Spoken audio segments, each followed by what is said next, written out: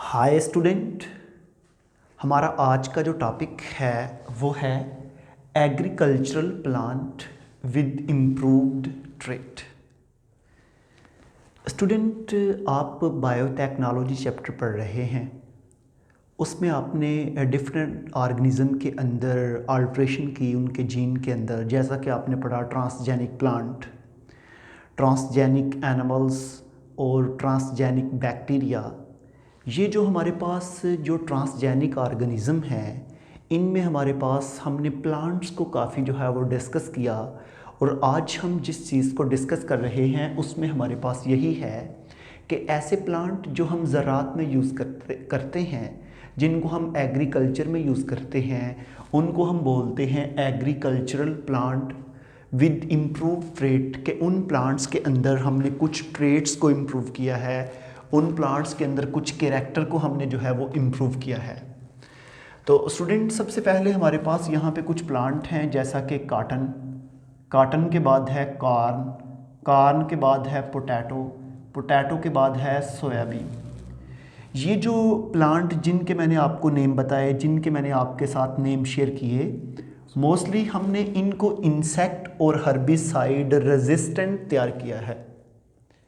जैसा कि स्टूडेंट आपको पता है कि कोई भी प्लांट हो, अगर उसके ऊपर जो है हर्ब्स वहाँ पे ग्रो कर जाएं उस रीजन में, या उसके ऊपर इंसेक्ट अटैक कर जाएं, या पेस्ट अटैक कर जाएं, या फंगस अटैक कर जाए, तो उसके अगेंस्ट हम वहाँ पे प्रॉपर कोई केमिकल यूज़ करते हैं, पेस्टिसाइड, इंसेक्टिसाइड, हर्बिसाइड, फंजीसाइड्स। लेकिन अब यहाँ पे एक चीज़ याद रखिएगा कि हमने जो ट्रांसजेनिक प्लांट बनाए हैं, जो एग्रीकल्चर में हमारे पास क्रॉप्स यूज़ होती हैं, स्टूडेंट, वो तमाम की तमाम जो है वो ऑटोमेटिकली इनके अगेंस्ट रेजिस्टेंस रखती हैं।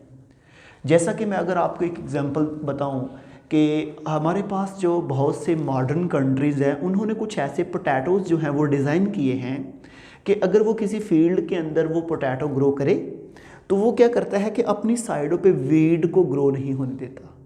उसके अंदर हमने कुछ ऐसे जीन लगाए हैं कि उसकी रूट कुछ ऐसे केमिकल्स रिलीज करती है कि वो जितना रीजन है उस रीजन में कोई भी वीड ग्रो नहीं करेगी। इसी तरह उनके लीफ के अंदर कुछ ऐसे केमिकल्स प्रोड्यूस होते हैं जो इंसेक्ट के लिए बहुत नुकसानदेह हैं। जब भी वहाँ पे इंसेक्ट अटैक करता है तो वो उस इंसेक्ट के अटैक को कंट्रोल करती हैं, उनको रोकती हैं, और जो है इंसेक्ट उनको खा नहीं सकता, इंसेक्ट उनके ऊपर जो है उनकी बॉडी को डैमेज नहीं कर सकता। तो ऐसे ही स्टूडेंट हमने जो इंसेक्ट और हर्बिसाइड, फंजीसाइड रेजिस्टेंट प्लांट तैयार कर लिए हैं। स्टूडेंट, यहाँ पे ना एक और बड़ी इंटरेस्टिंग चीज़ है और मैं अक्सर स्टूडेंट से डिस्कस करता हूँ कि 1999 में हमने कुछ ऐसे प्लांट बनाए जो डिफरेंट इन्वायरमेंट के अंदर ग्रो कर सकते थे। जैसा कि मैं आपको बताऊं कि हमारे पास साल्ट रेंज पाकिस्तान के अंदर जो है, ये जितना भी आपका जो कुछ सरगोदा का रीजन है, उसके अलावा चकवाल का है, मियांवाली का है, ये जिधर इथीस सी था, जिधर हमारे पास खेवड़ा साल्ट माइन है, इन इलाकों में बहुत से प्लांट ग्रो नहीं कर सकते। वहाँ पे वो प्लांट ग्रो करते हैं जो साल्ट एरिया में ग्रो करने वाले होते हैं। तो स्टूडेंट साइंटिस्ट ने क्या किया कि कुछ ऐसे प्लांट जो साल्टी एरिया में ग्रो नहीं थे करते, उनके अंदर कुछ जीन की अल्ट्रेशन की और वो उन इलाकों में ग्रो करना प्रॉपर स्टार्ट हो गए। तो ऐसे ही 1999 में साइंटिस्ट ने कुछ ऐसे प्लांट बनाए कि उन्होंने क्या किया, पूरी वर्ल्ड में 70 मिलियन एकड़ ज़मीन को आबाद किया। 70 मिलियन एकड़ ज़मीन जो बंजर थी, जो बेयर थी, जिसके ऊपर कोई भी प्लांट ग्रो नहीं थे करते, उनके ऊपर स्टूडेंट क्या किया कि उन्होंने इतनी ज़मीन को आबाद किया और उन्होंने कहा कि भाई नेक्स्ट 5 ईयर में, मीन के 2003 में हम बाकी जो है इससे 3 गुना, 3 टाइम हम इससे जो है ज़मीन को आबाद करेंगे, हम मज़ीद नेक्स्ट प्लांट लगवाएंगे। जैसा कि यहाँ पे एक चीज़ मैं अक्सर डिस्कस करता हूँ कि पाकिस्तान की एक साइंटिस्ट थी, उसके नाम के साथ पहनवार था, पूरा मुझे उसका नेम नहीं पता। उसने क्या किया कि 2017-20 के अराउंड अबाउट डिफरेंट प्लांट बनाए जो पाकिस्तान में नॉर्दर्न एरियाज़ में ग्रो करते थे, लेकिन उसने उनके सीड के अंदर अल्ट्रेशन की, चेंज की, और वही प्लांट आपके डेजर्ट में भी ग्रो करना स्टार्ट हो गए।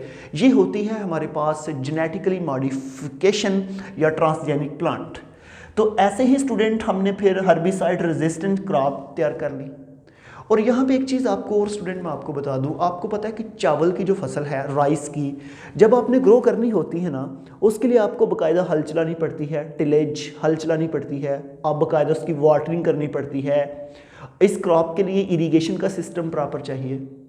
लेकिन स्टूडेंट हमेशा याद रखिएगा कि हमने साइंटिस्ट ने क्या किया कि कुछ ऐसी मॉडिफाइड क्रॉप्स बना ली कि जिनके लिए आपको इतनी उसकी टिलेज की ज़रूरत नहीं है, इतनी इरिगेशन की ज़रूरत नहीं है, इतना मतलब कि फर्टिलाइज़र की ज़रूरत नहीं है। जस्ट आप बंजर ज़मीन आम से उसके ऊपर उसके सीड फेंक दें, वो वहाँ पे बाकायदा अच्छे तरीके से ग्रो कर सकती है और वो सॉइल इरोजन को भी रोकती है। आपको पता है कि जब आप हल ज़्यादा चलाते हैं तो चलाने के बाद हमारे पास बारिश होगी, मिट्टी नरम होती है, वो पानी के साथ बह जाती है। लेकिन जब मिट्टी जो है वो कम्पैक्ट होती है, ऊपर से प्लांट लगा दे तो प्लांट रूट के ज़रिए वो सारी की सारी सॉइल को पकड़ लेते हैं। तो ये जो हमारे पास है जेनेटिक इंजीनियरिंग ऑफ प्लांट का ही कमाल है। और स्टूडेंट इसके साथ साथ एक चीज़ और याद रखिएगा कि जेनेटिक इंजीनियरिंग ऑफ प्लांट में हमने प्लांट्स की फूड क्वालिटी में भी बड़ी इंप्रूवमेंट लाई है। जो हमारे पास प्लांट की फूड क्वालिटी है, हमने उसमें बड़ी इंप्रूवमेंट लाई है। जैसा कि हमारे पास यहाँ पे ना कुछ, अगर आप देखें वाइट बोर्ड पे, तो मेरे पास यहाँ पे कुछ ना प्लांट हैं और साथ मैंने बताया है कि वो कौन कौन सी उनके अंदर रेजिस्टेंट है। जैसा कि यहाँ पे मैंने लिखा है इम्प्रूव्ड एग्रीकल्चर ट्रेट, और इम्प्रूव्ड एग्रीकल्चर ट्रेट के साथ यहाँ पे जो है हम इस पॉइंट को लिख लेते हैं। यहाँ पे हम लिखेंगे एग्जाम्पल्स ऑफ प्लांट, और ऐसे हमारे पास जो है ये चीज़ और क्लियर हो जाएगी, एग्जाम्पल्स ऑफ प्लांट्स। जब भी स्टूडेंट आप देखते हैं तो हर्बिसाइड रेजिस्टेंट, मेरे पास यहाँ पे मैंने लिखा भी हुआ है वीट, डब्ल्यू से वीट, राइस, शुगर बीट और इसके अलावा कैनोला। ये ऐसे प्लांट है जो हर्बिसाइड रेजिस्टेंट है। जिस फील्ड में ये प्लांट हम ग्रो करवाएंगे वहाँ पे हर्बिसाइड ग्रो नहीं करती। सॉल्ट टॉलरेंट, बहुत सी सीरियल क्रॉप्स, राइस और शुगर केन हमने ऐसे बनाए हैं जो साल्ट टॉलरेंट है, जो साल्टेड एरिया में ग्रो कर जाते हैं।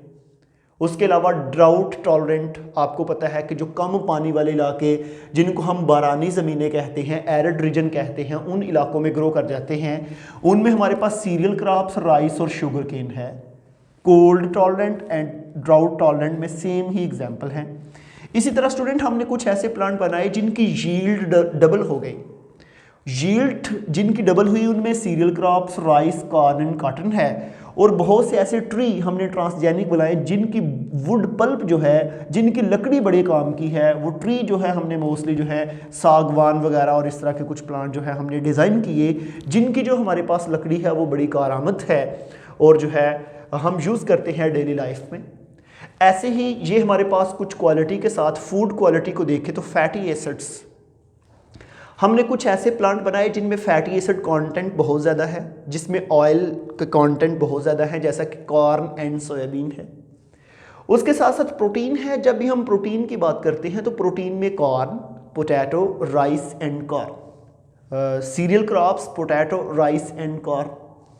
उसके साथ student amino acids and disease protected plant हमने बनाए, कॉर्न, सोयाबीन, पोटैटो वगैरह। ये हमने जस्ट आपको एक दफ़ा देख लें, इनको याद करने की ज़रूरत नहीं है। जस्ट आपको पता हो कि ये प्लांट जो है हमने इनके अगेंस्ट इस तरह इन्वायरमेंट के अंदर रेजिस्ट क्रिएट किया है और ये इनकी मॉडिफिकेशन भी हुई है, इनमें इम्प्रूवमेंट भी काफ़ी आ चुकी है। तो ऐसे ही स्टूडेंट यहाँ पे ना एक मैं आपको एग्जाम्पल बता देता हूँ कि ये यहाँ पे एक पॉइंट मैंने लिखा है सॉल्ट टॉलरेंट प्लांट। हमने ना कुछ ऐसे प्लांट बनाए हैं जो सॉल्ट टॉलरेंट हैं, जो ज़्यादा साल्टेड एरिया को बर्दाश्त करते हैं। जैसा कि पाकिस्तान में कुछ रीजन मैंने आपको बताए, इसके अलावा सिंध के बहुत सारे रीजन हैं। बल्कि स्टूडेंट मैं आपको ये बताऊं कि जब भी हम किसी भी ज़मीन में प्लांट लगाते हैं, जब हम उसको इरीगेट करते हैं, इरीगेशन करते हैं, आबपाशी करते हैं, जब हम उसको फ्रेश वाटर भी दें तो उस फ्रेश वाटर के अंदर साल्ट की कॉन्सेंट्रेशन काफ़ी होती है, इसलिए उससे यील्ड में कमी आती है। अब साइंटिस्ट ने क्या किया, एक एग्जाम्पल मैं आपके साथ शेयर करता हूं, अरेबिडोप्सिस थैलियाना। साइंटिस्ट ने क्या किया कि अरेबिडोप्सिस थैलियाना के अंदर कुछ जीन लगाए हैं, जिन जीन का काम है चैनल प्रोटीन को बनाना। अब ये जो चैनल प्रोटीन है ये प्लाज्मा मेम्ब्रेन के अंदर भी होते हैं और वैक्यूलर मेम्ब्रेन जिसको हम टोनोप्लास्ट कहते हैं उसके अंदर भी मौजूद है। जैसा कि स्टूडेंट यहाँ पे मैंने आपको ये एक डायग्राम आपको नज़र आ रही है। इस डायग्राम को अगर आप देख लें तो हमारे पास ये सेल है, इस सेल के बाहर ये मैं एक स्ट्रक्चर बना रहा हूँ जिसको हम बोलते हैं सेल वॉल। ये हमारे पास प्लांट है और प्लांट के बाहर जो है ये है सेल वॉल, और ऐसे हमारे पास इस प्लांट के बाहर जो है वो सेल वॉल है। अब इसको ज़रा गौर से सुनिएगा कि भाई इस प्लाज्मा मेम्ब्रेन के सेंटर में कुछ प्रोटीन है जिनको हम बोलते हैं चैनल प्रोटीन। इन प्रोटीन को हम बोलते हैं चैनल प्रोटीन्स। और इसके अलावा कुछ हमारे पास वैक्यूल के अंदर मेम्ब्रेन है जिनको हम कहते हैं चैनल प्रोटीन। अब ये अरेबिडोप्सिस थैलियाना के अंदर क्या किया गया कि ये प्लांट हम सॉल्टेड एरिया में ग्रो करवाएं, ये बाहर से सोडियम को ना इन चैनल प्रोटीन के जरिए अंदर ले जाएगा और वैक्यूल के अंदर स्टोर कर लेगा सोडियम को।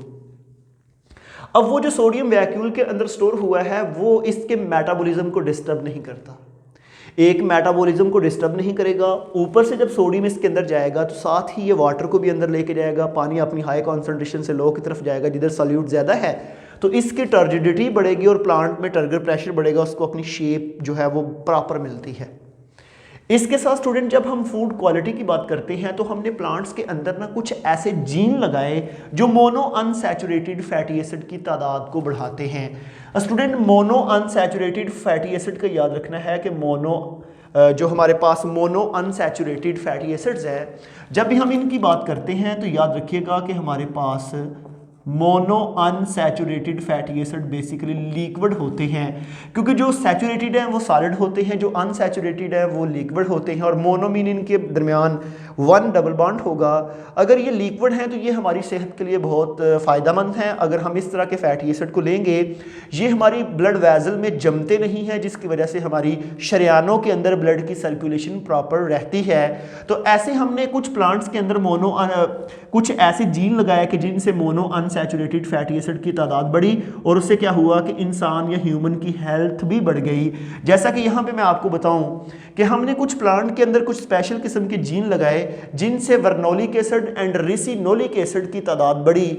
अब ये जो वर्नोलिक एसिड एंड रिसिनोलिक एसिड है ना, ये बेसिकली आपके पेंट इंडस्ट्री में यूज होते हैं, जिससे पेंट की किसी भी वॉल के ऊपर जब आप पेंट करते हैं तो उससे उसकी पकड़ जो है वो स्ट्रांग होती है। तो ऐसे हमारे पास ये भी याद रखिएगा कि ये जो वर्नोलिक एसिड एंड रिसिनोलिक एसिड के जीन हैं ये हमने वर्नोनिया एंड कैस्टर बीन से निकाले। वर्नोनिया एंड कैस्टर बीन भी प्लांट हैं जिनको हमने निकाल के उनके अंदर से वो जीन जो वर्नोलिक एंड रिसिनोलिक एसिड बनाते हैं उनको लगा दिया हमने अपनी क्रॉप्स के अंदर, और क्रॉप से हम फूड भी ले रहे हैं, साथ वो केमिकल्स भी निकाल रहे हैं और उन केमिकल्स को हम अपनी डेली लाइफ में यूज़ कर रहे हैं। अब स्टूडेंट आपको एक और चीज़ मैं बताऊं कि साइंटिस्ट ने क्या किया है कि प्रोडक्टिविटी, किसी भी प्लांट की प्रोडक्शन या किसी भी प्लांट की प्रोडक्टिविटी को बढ़ाने के लिए कुछ और टेक्निक भी यूज़ की हैं। और टेक्निक कैसे? जैसा कि यहाँ पे ना स्टूडेंट मैं आपको चंद डिफरेंट टाइप के प्लांट्स के बारे में बताता हूँ। यहाँ पे ना एक स्टूडेंट मैंने आपको लिख दिया C2 प्लांट है, और C2 प्लांट के बाद C3 प्लांट है, और C3 प्लांट के बाद C4 प्लांट है। हमेशा याद रखिएगा कि जब भी प्लांट के लीफ के स्टोमेटा के जरिए कार्बन डाइऑक्साइड लीफ में जाएगी, अब लीफ के अंदर एक ऑर्गेनेली है क्लोरोप्लास्ट, आपने फर्स्ट ईयर के चैप्टर 4 में भी पढ़ी और फर्स्ट ईयर के चैप्टर 11 में भी पढ़ी। क्लोरोप्लास्ट के अंदर जब कार्बन डाइऑक्साइड आती है तो क्लोरोप्लास्ट के अंदर एक मॉलिक्यूल है RuBP। RuBP जब कार्बन डाइऑक्साइड के साथ मिलता है तो दोनों मिलके ना एक मॉलिक्यूल बन जाता है। अगर तो 3 कार्बन वाला मॉलिक्यूल बने तो उसको बोलते हैं C3 साइकिल, अगर वो 2 कार्बन वाला मिले तो उसको बोलते हैं C2 साइकिल, अगर वो 4 कार्बन वाला बने तो उसको बोलते हैं C4 साइकिल। ठीक है, मेरी बात को सुनिएगा। फॉर एग्जांपल देखें कि हमारे पास अगर 3-फॉस्फोग्लाइसरेट बन जाए तो वो C3 साइकिल है, अगर ग्लाइकोलेट बने तो C2 साइकिल है, और इसके अलावा ऑक्सैलो एसीटेट शायद 4 कार्बन वाला होता है, ऑक्सैलिक एसिड, वो बने तो हमारे पास C4 साइकिल है। ठीक है, अब स्टूडेंट याद रखिएगा कि साइंटिस्ट जो हैं, जापान के साइंटिस्ट ने क्या किया कि जो राइस की फील्ड है, राइस प्लांट जो होते हैं ना, राइस प्लांट के अंदर C3 साइकिल है। ठीक है, अब क्या होगा कि जब वो कार्बन डाइऑक्साइड लेगा उसको C3 साइकिल के जरिए कन्वर्ट करेगा 3-फॉस्फोग्लाइसरेट और आगे ग्लूकोज में। लेकिन साइंटिस्ट ने क्या किया कि उनके अंदर कुछ ऐसे जीन की अमेंडमेंट की, उनके अंदर कुछ अल्ट्रेशन की कि उन्हीं प्लांट के अंदर C3 के साथ C2 साइकिल भी इंट्रोड्यूस करवा दिया या C4 साइकिल इंट्रोड्यूस करवा दिया। इस तरह जिस जगह पे पहले एक साइकिल के जरिए ग्लूकोज बनती थी, अब 2 साइकिल एट अ टाइम काम कर रहे हैं और ग्लूकोज की प्रोडक्शन डबल हो जाएगी। तो हमारे पास जो है ये साइंटिस्ट प्रोडक्टिविटी के लिहाज से उन्होंने उसके अंदर इंजाइम कि इस तरह की मॉडिफिकेशन की कि ड्यूल जो नेचर का वहाँ पे साइकिल चलाया। तो हमारे पास स्टूडेंट ये बहुत ही आसान और सिंपल से टॉपिक हैं, जस्ट मैंने आपके साथ डिस्कस करना था कि agricultural plant with improve trait, कि हमने एग्रीकल्चर के अंदर कौन कौन से जो है वो ट्रेट को इम्प्रूव किया। तो स्टूडेंट इंतहाई आसान और सिंपल सा टॉपिक था। मिलेंगे हम नेक्स्ट वीडियो में, आज के लिए थैंक यू।